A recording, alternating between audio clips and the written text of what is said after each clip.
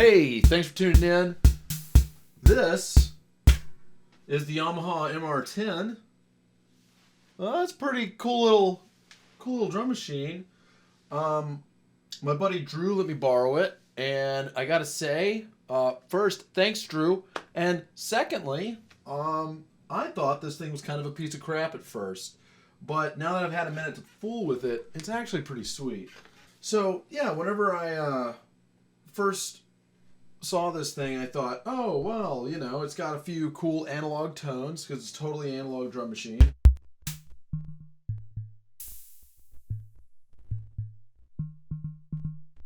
You can kind of roll on that a little, kind of. Anyways, and so I thought I'd sample this for my SPDSX so that we could use it live or on recordings. But you know, as cool as that is, and that is useful. It's nice. You don't really get the full breadth of it if you do it that way, obviously. And I want to talk just a little bit about what is going on with this thing. First off, it seems as if there is a 9 to 12 volt power supply on the side jack. And it doesn't work. At least not with any 9 volt power that I have. I assume it's probably a flip polarity. I don't know. I'm not going to go through all the trouble of figuring that out. I assume that's what it is. I don't know. If not, maybe it just needs to get opened up and then a solder fixed. Not a big deal.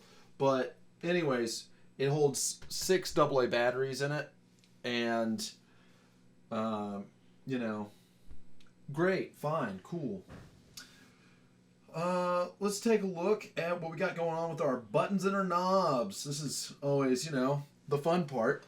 So you got a pattern off on doohickey here, knob, button, it's a button. Your bass drum, wow, sounds great. Snare, sounds pretty cool. High tom, low tom, cymbal.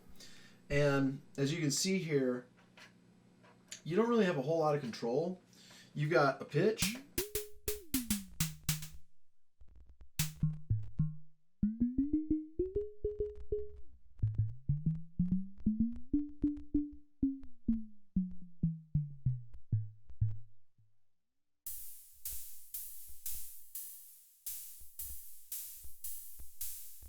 which, you know, as fun as that is, if you were overdubbing, I guess, that could actually be pretty sweet.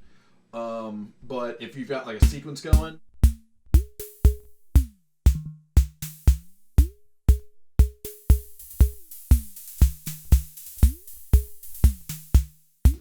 you know, I mean, you could fool with that some and probably have some fun, but you can't individually pitch things. They all pitch together. So that's a little inconvenient. However, you know, hey, thanks for putting in the pitch to begin with. That's nice.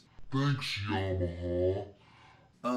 You also have bass drum and cymbal volume independent from your other sounds, which is nice because, you know, that way you can mix that cymbal down instead of keeping it louder than heck the whole time. You know, nobody wants that. Unless you're a drummer, am I right? So, anyways. Sorry, drummers. Also, being able to have the difference of your kick drum to your snare is pretty cool. Let's take a look at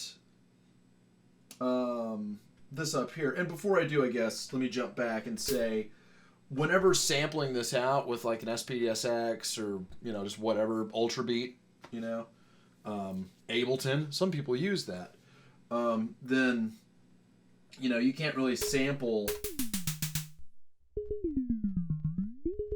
unless you're willing to take a lot of time to just get a different pitch of everything. You know, there's just having the physical box is nice for that. You know, you can change things.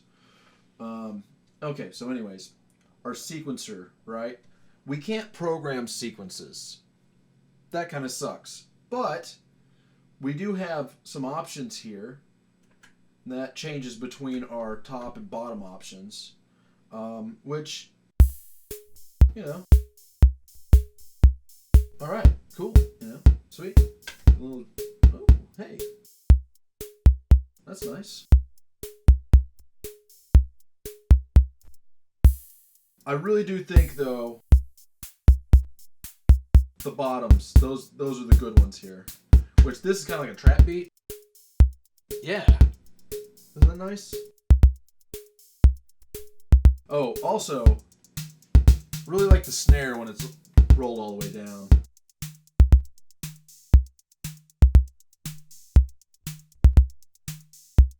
Okay, I'm having enough fun that I'm forgetting what I'm doing.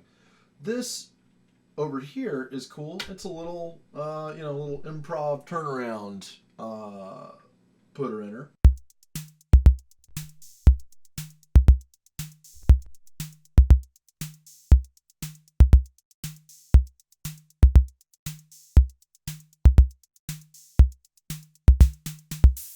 Hey, there it goes.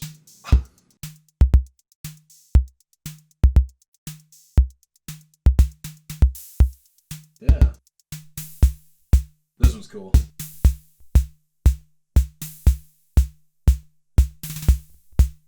Yeah. Drummer's got style, right? So, couple things. There's no MIDI and there's no tempo control other than just the knob. Yeah, I know, right? It's just a mono out, and other than what you see here, the only thing that you have is just that out, your power input, and then a kick input. And so, and it's like a little 1/8" jack. So you could maybe, I don't really know why you would want to use that, honestly. You could, kick, you know, I mean, you can do it just as well with your finger. There's five. Nobody's going to use that. But just thought I'd mention it. Also thought I'd mention I did put an EQ and a little bit of compression on this kick, or on the drum machine. So there is that. To conclude, you know, it's a pretty cool little box. It's super basic. You'll have that. But, you know, as a songwriting tool or a production tool, it's super handy. You're not getting all tied up in the complexity of a lot of modern drum machines. You just get right to it. And it sounds kind of like one of those drum machines from like an organ from back in like the 60s, which is, you know, pretty good tones. Also, you know, typically if you're in a rock and roll band, you're probably not going to have a drummer be like, hey, what if we put a samba to this, you know? Yeah, great idea. I mean, occasionally, you know, you might, you know. Or this rumba. Yeah. Isn't that nice? That's great. Weird, ancient, fun little old box from, I don't know, 1980 or something. Thanks, Yamaha. Pretty cool. All right. Like and subscribe the damn thing, I guess. Why not? Cool. See you next time.